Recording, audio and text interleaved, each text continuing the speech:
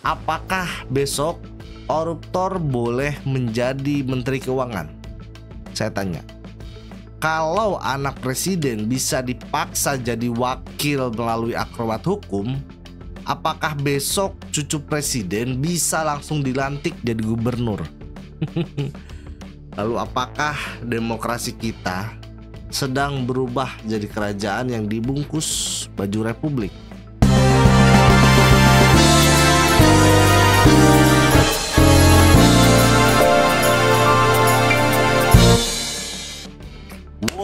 Wow, berita menghebohkan, guys.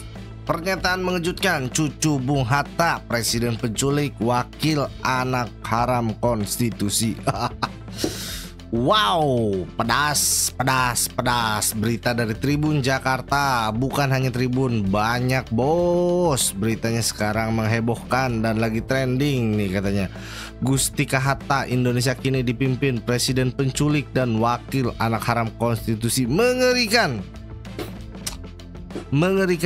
Pernahkah Anda bayangkan di negeri yang mengaku demokratis, justru seorang cucu proklamator berani melontarkan kalimat paling tajam, presiden penculik, wakil anak haram konstitusi. Ampun bos.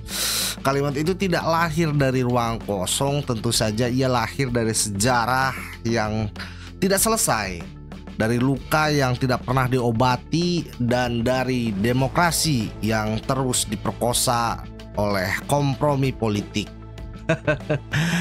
Mari kita jujur saja, presiden penculik itu jelas mengarah ke Prabowo. Nama yang selalu dikaitkan dengan tragedi 97-98, penculikan aktivis pro demokrasi. Fakta sejarahnya jelas. Komnas HAM menulis,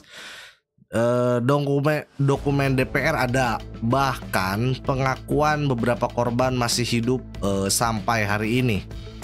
Jadi pertanyaannya, bagaimana seorang yang dicatat sejarah sebagai terduga penculik bisa kini duduk di kursi paling tinggi di republik ini? Lalu wakil anak haram konstitusi ditujukan tentu saja kepada Gibran Raka Buming Raka.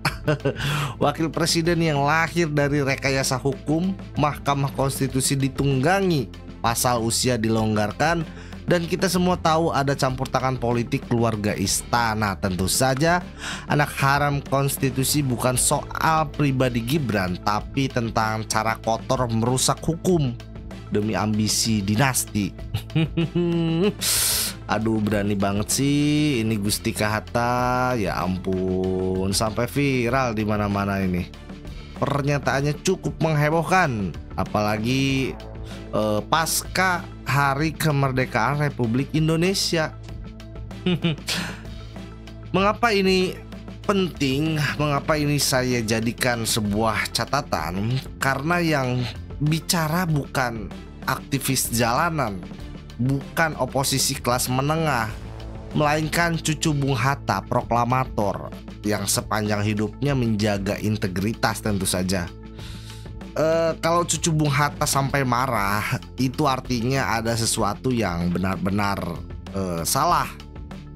Dan kalimat ini ibaratkan alarm demokrasi, bahwa ini adalah tanda bahaya kita sedang hidup di negara yang melupakan luka masa lalu dan mengabaikan masa depan hukum. Luka lama tragedi penculikan. Kalau kita mundur, aktivis mahasiswa hilang diculik. Beberapa dipulangkan dengan trauma yang tentu saja sangat mendalam. Beberapa tidak pernah kembali hingga sekarang. Orang tua mereka masih menunggu di depan pintu, berharap ada kabar meski tahu anaknya mungkin sudah tidak ada. Dan hari ini orang yang dianggap bertanggung jawab justru disambut dengan karpet merah sebagai kepala negara. Bukankah ini ironi? Paling menyakitkan. Aduh, ampun. Seorang korban pernah berkata, yang menyiksa saya dulu sekarang jadi presiden, sementara saya masih trauma, masih hidup dengan mimpi buruk. Ini bukan sekedar testimoni, tentu saja ini bukti hidup bahwa luka bangsa ini sengaja dibiarkan terbuka. Kalau saya lihat dalam beritanya ini, Gustika ini memang mengeluarkan statement pasca pengibaran bendera. Jujur tidak sampai hati merayakan hari kemerdekaan Indonesia ke-80 tanpa rasa iba, katanya. Dengan peristiwa demi peristiwa yang mengkhianati nilai kemanusiaan yang datang bertubi-tubi, seperti kekerasan aparat yang baru saja mengorbankan jiwa di Pati minggu ini. Berkabung adalah jeda untuk jujur menatap sejarah, memelihara ingatan dan menagih hak rakyat dan janji-janji konstitusi kepada Republik Indonesia. Penyusunan katanya itu loh, memang bukan orang biasa ini, bukan orang politisi menengah yang biasa statement-statement di media gitu loh. Kalau dulu luka karena penculikan, sekarang luka karena konstitusi diperkosa.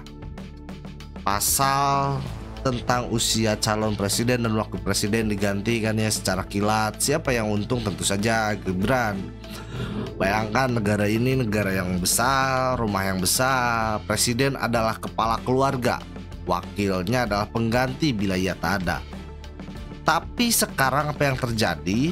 Kepala keluarga rumah ini punya catatan kriminal. Dan wakilnya lahir dari pernikahan gelap antara politik dan konstitusi.